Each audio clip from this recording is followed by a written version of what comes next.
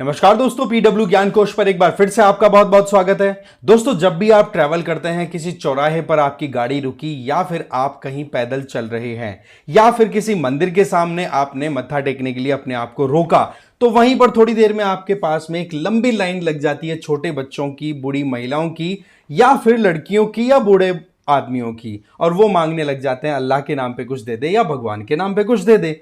अब पॉइंट ये निकल के आता है कि यहां पर ये सिचुएशन क्यों बनी। ये जो संख्या है, ये 2011 की सेंसस के अकॉर्डिंग 4 लाख के लगभग हुआ करती थी पूरे देश में। बैगर्स की हम यहां पर बात कर रहे हैं, जिनमें महिलाएं, बच्चे, बूढ़े और ट्रांसजेंडर्स भी इंक्लूड हो गए सब। बट पॉइंट इज कि ये सिचुएशन बनी क्यों। तो दो सवाल हमेशा हमारे दिमाग में आते हैं। एक तो ये कि मरता क्या नहीं करता, और दूसरा, क्या ये कोई कार्टल तो नहीं है, क्या ये कोई नेक्सस तो नहीं है। तो ये ही दो चीजें हमें यहां पर एक्सप्लोर करनी होगी, समझनी होगी कि एक्चुअल में हमारे देश में ये बैगर्स का पूरा सिस्टम है, ये कैसे ऑपरेट करता है।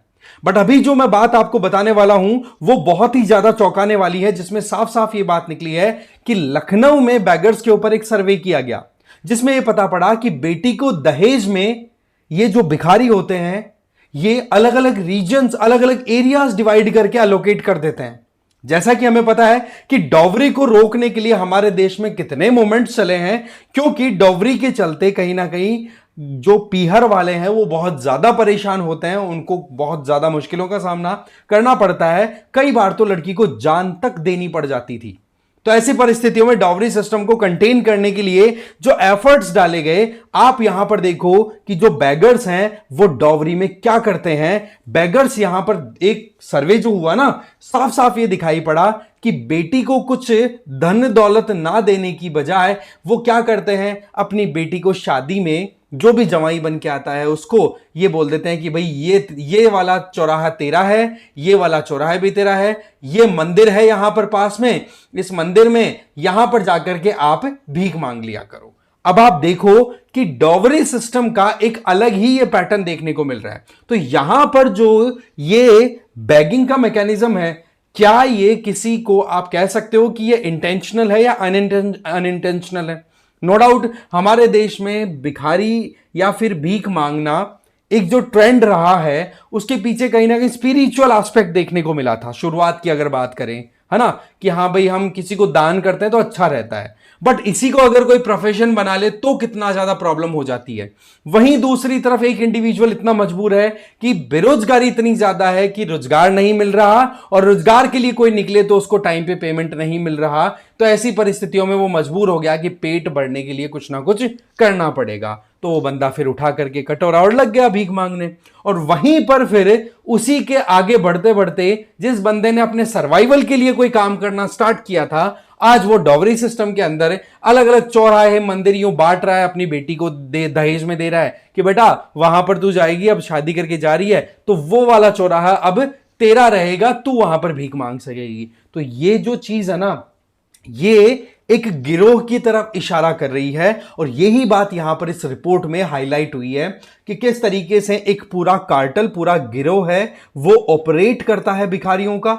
इसके अलावा एक चीज और कि इनका एक प्रॉपर मैनेजमेंट सिस्टम भी है। और वो मैनेजमेंट सिस्टम कैसे रहता है कि जैसे अभी लखनऊ का सर्वे आया है, तो लखनऊ में खास सीजन में पूरे देश में अलग अलग राज्यों से, अलग अलग स्टेट से भिखारी मूव करके लखनऊ में आएंगे, और फिर वहां पर जब उस सीजन में अच्छी खासी इकट्ठा हो जाएगा उनका अमाउंट, फिर सीजन में माइग्रेट करके दूसरे एरिया में चले जाएंगे, वहां से फिर भीख मांगेंगे। तो ये जो चीजें, ये सर्वाइवल की नहीं दिखाई पड़ रही है, हम दूसरा एंगल को पकड़ रहे हैं जो इस पर्टिकुलर सर्वे में निकल के आया है। क्योंकि जरूरत है कि भीख मांगने वालों की संख्या हमारे देश में बढ़ती हुई दिखाई दे रही है, तो उसको कंटेन किया जाए। तो ऐसे में ये जो सर्वे था, इसने वाकई में आई ओपनिंग स्टेटमेंट्स रिलीज किए हैं। ये प्रोफेशनल्स की तरह ऑपरेट कर रहे हैं यहां पर, जहां आप देखेंगे कि एक पर्टिकुलर नेक्सस ऑपरेट कर रहा है। यूं मानो कि ऊपर बैठा हुआ कोई इंडिविजुअल इनको गाइड करता है कि अब इधर जाना है, अब इधर जाना है, कितना कमाया उसमें से हिस्सा हमें दे दो। आपने देखा होगा कई बच्चों को तो पकड़ा भी जाता है, छोटे छोटे बच्चों को वो पकड़ के ले आते हैं। चाइल्ड ट्रैफिकिंग का बहुत बड़ा कंट्रीब्यूशन है भीख के अंदर, है ना। उसमें क्या करते हैं, फिर बच्चों के या तो उन लोगों को ट्रेनिंग कर देते हैं, अगेन एग्जैक्टली वैसे जैसे ब्रेन वॉश किया जाता है अलग अलग एस्पेक्ट्स में, सिमिलरली दूसरा तरीका होता है कि बच्चों को हैंडीकैप बना दिया जाता है, उनके हाथ तोड़ दिए बचपन में, फिर वो कह देते हैं कि देख तू मजबूर है और अब तू भीख मांग करके जो भी पैसा कमाए उसमें से एक हिस्सा में दे, एक तू रख।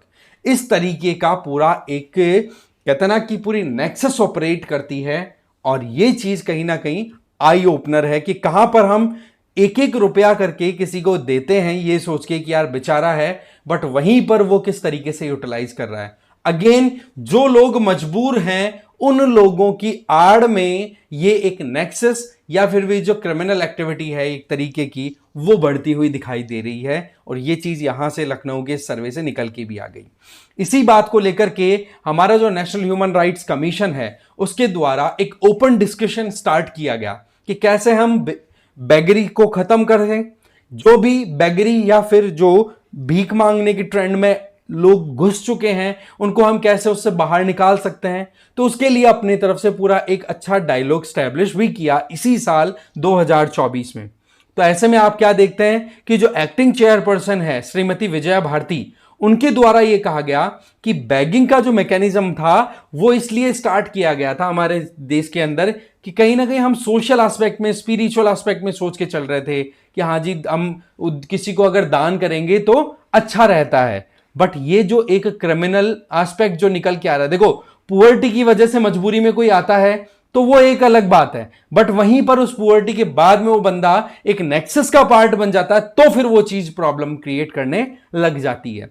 तो ऐसे में इनका रिहैबिलिटेशन प्रॉपर होना जरूरी है। इसके लिए देखो एनएचआरसी के अंदर भी बातचीत जब हुई तो ये सीधा सा स्टेटमेंट निकल के आया कि support for marginalised individuals for livelihood and enterprise SMILE B करके एक स्कीम है, बोले ये स्कीम हमें इफेक्टिवली इंप्लीमेंट करनी होगी। अदरवाइज ये जो प्रॉब्लम है जो 4,13,000 की फिगर में आई थी 2011 के सेंसस में, ये बोला फिगर और बढ़ गया होगा और आगे बढ़ जाएगा।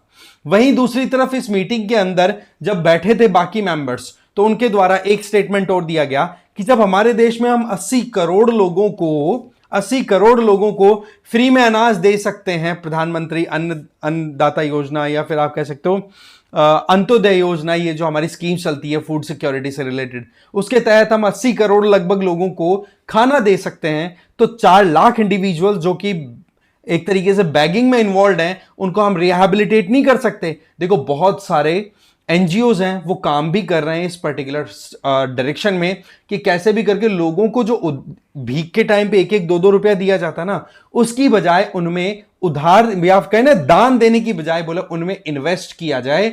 इससे क्या होगा कि वो लॉन्ग टर्म में फिर अपना खुद का छोटा मोटा बिजनेस स्टार्ट करके और अच्छा पैसा कमा सकते हैं। अब देखो जो लोग वाकई में मजबूरन कहीं ना कहीं भीख वाले सेगमेंट में घुसे हैं, अगर उन लोगों को सही दिशा देकर के और उन लोगों की इच्छा शक्ति डेवलप की जाए तो ये पॉसिबल है कि नहीं कि हमारे देश में जो भिखारियों की संख्या है वो रिड्यूस हो सके। बट अगेन कोई चाहता है या नहीं। अब जो कोई कार्टल या नेक्सस का पार्ट है वो तो शायद नहीं चाहेगा, वो तो इग्नोर करेगा, वो तो खुद ये सोचेगा कि अरे यार बिना मेहनत के इतना पैसा कमा लेता हूं, मेहनत वाले तो क्या करेंगे। तो ये जो टेंडेंसी है ये बिगाड़ रही है पूरा खेल। तो इस तरीके से ये एक अपने आप में बहुत इंपॉर्टेंट अपडेट आया था, तो सोचा आप लोगों के साथ साझा किया जाए किस तरीके से हमारे देश के अंदर इस तरीके का मैकेनिज्म ऑपरेट करता है बैगर्स के बीच में कि वो डावरी में अलग अलग एरियाज अपनी बेटी को और इनको देते हैं। ठीक है, तो इस वीडियो में इतना ही था। Thank you very much for watching this video. मिलते हैं एक और नए टॉपिक के साथ में।